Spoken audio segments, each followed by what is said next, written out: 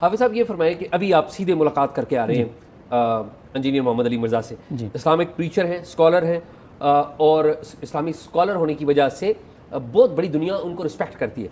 ये बताएं कि जेल में क्या सूरत हाल है उनकी? जेल में एक आम कैदी की तरह की लाइफ है और उनके साथ 295C के आई थिंक एक या दो लोग उनके साथ हैं और उसी तरह की एक आम अगर आप कह लें कि कोई दहशतगर्दी का या एक आम कोई 302 का एक मुलज़म अगर जेल के अंदर हो तो ऐसी ही उनकी जेल के अंदर लाइफ है। उन्हें बी क्लास नहीं दी गई? नहीं, कोई ऐसी कोई सहूलत उनको नहीं दी। अच्छा, सॉलिटरी कन्फाइनमेंट में भी नहीं है, वो अपनी तरह के दो मुल्ज़मान के साथ? जी, अपनी तरह के आम कैदियों की तरह। तो क्या बातचीत हुई, अगर आप शेयर करें लोगों के इंटरेस्ट के लिए? केस के हवाले से वो पूछ रहे थे कि बेल का मामला क्या हुआ, तो मैंने उनको डिस्क्लोज़ किया कि बेल जो है हमने विड्रॉ कर ली थी और वो उसके कंसिक्वेंसेस भी देख रहे थे कि ये रिपोर्ट जो आई है, मुझसे पूछा कि ये जो रिपोर्ट आने वाली थी, ये कोई ओपिनियन मांगा गया था, वटेवर कोई पेंडिंग थी डिस्कशन में, तो उसके हवाले से क्या हुआ है, वो आई है या नहीं।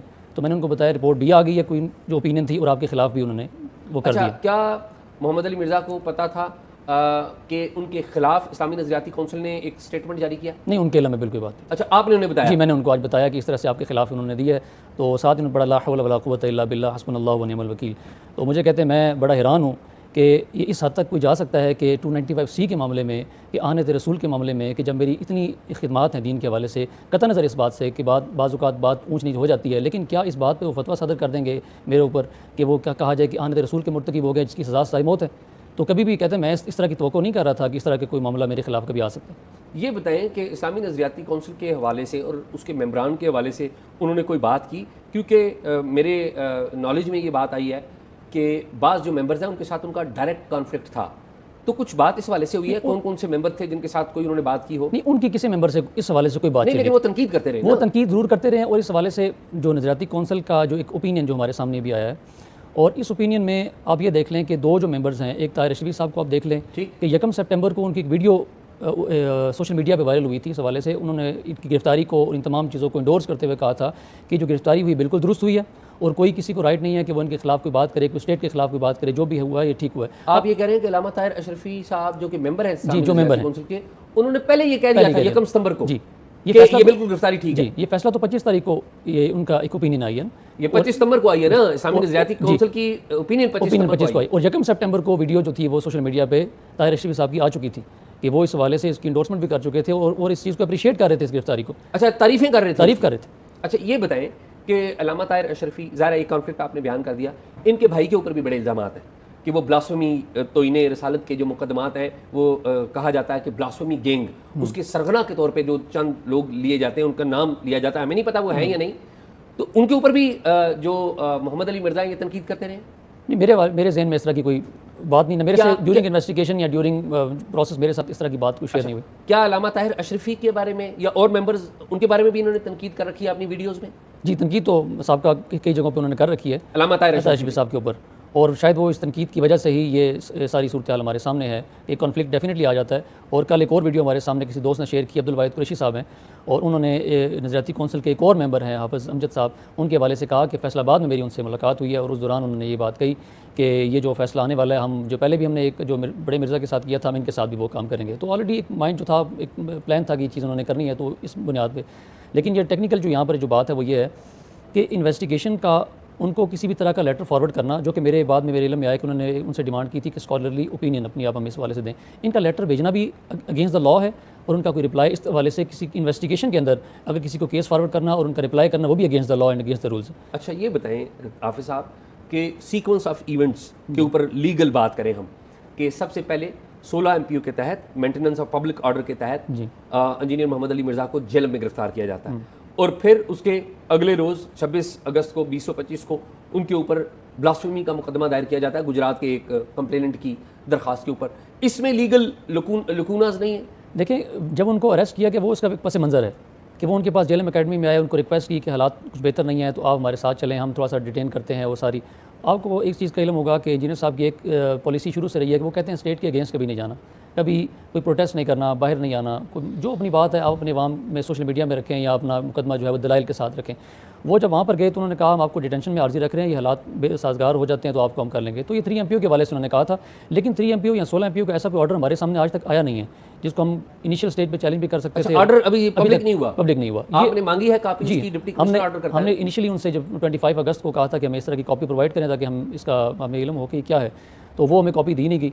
तो 295 अभी तक आपको जो 16 MPO के तहत गिरफ्तारी की कॉपी नहीं दी, कॉपी नहीं मिली। ये डिस्ट्रिक्ट डिप्टी कमिश्नर जेलम जी मीसम अब्बास साहब थे, डिस्ट्रिक्ट DC थे, अब तो ट्रांसफ़र हो गए हैं, जेलम का तमाम मामला ट्रांसफ़र हो गया ऑलमोस्ट। तो उन्होंने हमें कॉपी प्रोवाइड नहीं की और वेरी नेक्स्ट डे जो कि उनको आइडिया था कि जेलम की इंतजामिया और डिप्टी कमिश्नर की हालत देखें लोगों की कि इंटेलेक्चुअली कितने डिसऑनेस्ट है। ये डिसऑनेस्टी की है ना कि एक बंदे को आप ये करें और उसके ऊपर बाद में DPO ने मुकदमा भी दायर कर दिया। आप देखें इखलाकी तौर पे कितने पता नहीं ये ना जाने अब कैसे अपने जूनियर्स को कैसे मुंह दिखाते होंगे ये ऐसे लोग। मैं तो हैरान होता हूँ वैसे इस डिप्टी कमिश्नर के ऊपर भी और DPO के ऊपर भी। आप इनका ये मामला देखें कि 295C की जो FIR है, अगर वो थ्रू वीडियो कोई बात सामने आ जाए वट एवर किसी भी सोशल मीडिया प्लेटफॉर्म से, तो कहा जाएगा वो 11 PK के तहत उसको लिया जाता है कि इसमें जो ट्रायल है वो साइबर का है या इसको FIA वो देखेगी। तो पुलिस उसको बगैर किसी इन्वेस्टिगेशन के उसको FIR लॉन्च ही नहीं कर सकती उसके ऊपर। लेकिन ये किस प्रेशर के तहत और किस इसको तनाज़र में किस पस मंज़र में इस FIR को उन्होंने किया, और बाद में इन्होंने FIR को NCCI को ज़बरदस्ती उनको कहा कि आप FIR फ्रेश काटें। NCCI ने तो उनको कहा है कि हम तो जब तक इन्वेस्टिगेशन नहीं करेंगे, हमारा एक प्रोसेस है, हम 160 का नोटिस भेजेंगे, वो अपना डिफेंस देंगे, हम एक पूरा उनको मौका मिलता है। उसके बाद अगर वो उनके खिलाफ कोई इस तरह के एलिगेशन पाए जाते हैं देन हम उनके खिलाफ जो FIR लॉन्च करेंगे। लेकिन वो सारे उस प्रोसेस को कट करके इमीडिएटली NCCI ने उन पर FIR लॉन्च कर दी उनके अगेंस्ट। अच्छा मुझे ये बताएं कि ये 3 मुख्तलिफ मामलात आ गए हैं। एक मामला आया है 16 MPO का ऑर्डर जो आपको नहीं दिया गया डिप्टी कमिश्नर की तरफ से। दूसरी FIR जेलम में काटी गई है, जेलम थाना सदर में। जी। और तीसरी FIR काटी गई है NCCI में, यानी कि तौहीन अदालत का पहला मुकदमा जेलम में कटा और फिर तौहीन रसालत का पहला मुकदमा जेलम में कटा और फिर दूसरा मुकदमा कटता है वो NCCI में कटता है। और इसका मुद्दई कौन बनता है? इसकी जो सेकंड NCCI इसका जो मुद्दई है वो SP कंप्लेनेंट है जेलम, इस दूसरे मुकदमे के जो कंप्लेनेंट है। ठीक है। और ये लास्ट हियरिंग पे हमारी आर्गूमेंट्स पे थे लीगल ग्राउंड के ऊपर कि जब उन्होंने अपने कंप्लेनेंट जब उन्होंने बेल मूव की थी 23 को। और क्या नाम है इनका SP complainant? SP complainant I think Faisal Saleem है। Faisal Saleem I think, if I am not wrong. तो ये कि जब आपने अदालत में कार्रवाई हुई है, जो जेल वाली अदालत में कार्रवाई हुई नहीं रावलपिंडी में, वो तो उन्होंने ट्रांसफर कर दिया। अच्छा जी, जेल। तो रावलपिंडी में हमारे जो कोर्ट में आर्गूमेंट्स थे, हमने कहा कि कंप्लेनेंट जो है वो किसी भी तरह से वो जो कि कह रहे थे हमने वकालतनामा देना है, हमने आर्गूमेंट करने हैं, हमने कहा कि SP जो है वो कंप्लेनेंट है, तो कंप्लेनेंट के अलावा कोई और प्राइवेट कंप्लेन इसमें वकालतनामा नहीं दे सकता। इसमें इंटरेस्टिंग बात एक और ये है कि जो कंप्लेनेंट हैं जेलम वाली FIR के ऊपर वो हुमैर कादरी, और इससे पहले 2023 में एक और जो FIR थी वो भी हमने क्वैश करवाई थी और उस FIR के कंप्लेनेंट भी हुमैर कादरी थे। और जब माजी में भी हुमैर कादरी इनके खिलाफ दरखास्तें देते हैं। मुझे बताएं कि लीगल ग्राउंड पे इसको देखें कि एक गुजरात का जिसका ID कार्ड का एड्रेस है वो जेलम में आके हमेशा वो FIR उसकी तरफ से की जाती है।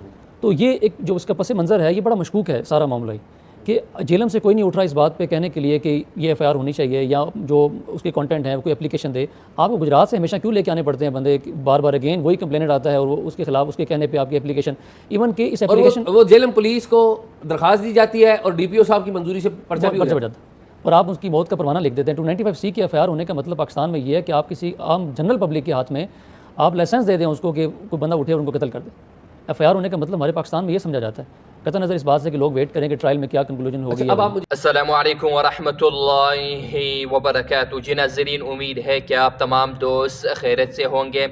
उम्मीद है कि आप लोगों ने मुकम्मल वीडियो बगौर देखा होगा। तो इस तरह वीडियोस देखने के लिए हमारे चैनल को सब्सक्राइब करें।